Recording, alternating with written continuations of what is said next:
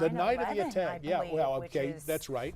Yes, it's We'll right touch there. that. So you had the timeline. It appears the attack was still going on. So the question, even if you delegate authority, when you have people in peril, and you get the explanation after the fact, oh, we didn't have time to mount an effort to rescue these folks. Really? You say that in the luxury of hindsight, yet in the heat of this, if the timestamp is to be believed, the inquiry to YouTube goes on while Americans' lives are in jeopardy, while the attack is going on. That is beyond curious to me. It's if this happened the way it appears, not that this White House will ever explain it, but it ranks in the realm of the despicable from my observations, by my lights. We've also heard the theory from Dick Morris and others that what was really happening in Benghazi is that the U.S. government was trying to sell weapons or run guns through Libya to Syria to the rebels. And if that is what was taking place, then the story that you guys are talking about, where the White House is trying to conceptualize a narrative here, seems more likely. So we'll wait for the evidence to come out, and that's what's good about this special select committee, because we'll get more information on that. It is always interesting, and I guess it goes to show, in politics and public life, always have an answer. Whatever the answer may be, it may not pass the smell test, but just have that answer ready in case. And certainly this White House, with the help of the dominant media culture, is often encouraged to come up with very curious, some would say unreal answers. Let's talk about something real quickly before we get off the rails here on this topic, because there's a lot more meat for this discussion here. But what I was saying before, big weekend coming up here, Memorial Day weekend, and this is something that we're focused on. And JD, I believe you have prepared something special.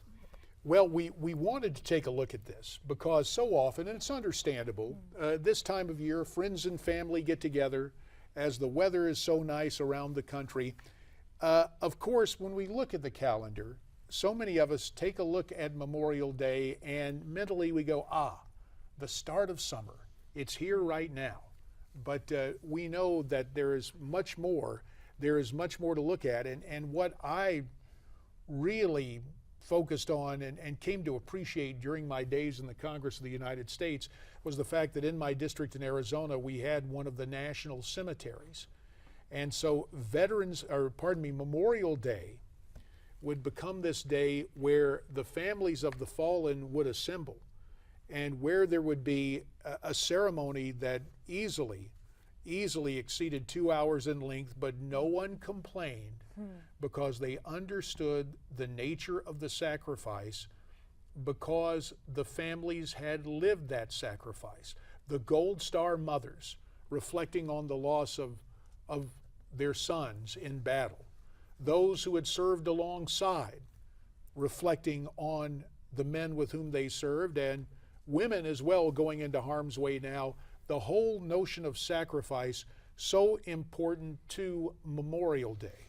It is something that during my days in Congress and now back as a private citizen, I continue to marvel at the notion of extraordinary things being done by seemingly ordinary people.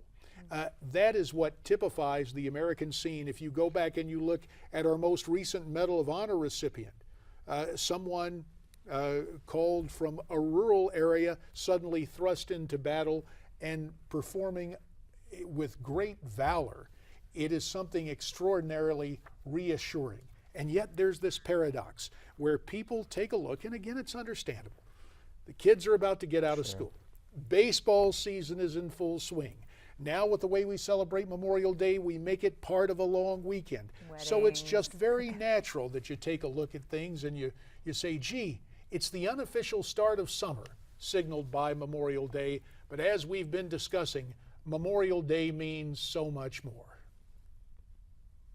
Now, Memorial Day is observed every year on the final Monday of May, and it serves to honor all Americans who have died in the service of their country.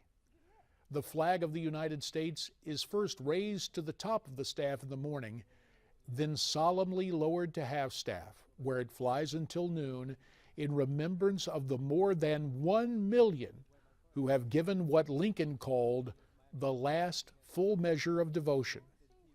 Parades and ceremonies take place across the country to honor brave men and women in uniform, both past and present. But this year's Memorial Day is shrouded by the VA scandal that has swept the nation. Many men and women in uniform, putting their lives on the line for our nation, have come back home only to be met with slow treatment, mistreatment, or no treatment from the government agency responsible for ensuring their health care. After weeks of silence, our Commander-in-Chief offered up his familiar rhetorical recipe of feigning disdain, promising punishment, and allowing the VA to investigate its own actions. This approach has failed to inspire confidence in the administration from either side of the political aisle. Sadly, it appears rhetoric has replaced action. More importantly, it has failed the families of those who have valiantly served their country, only to die in veterans' hospitals here in the United States.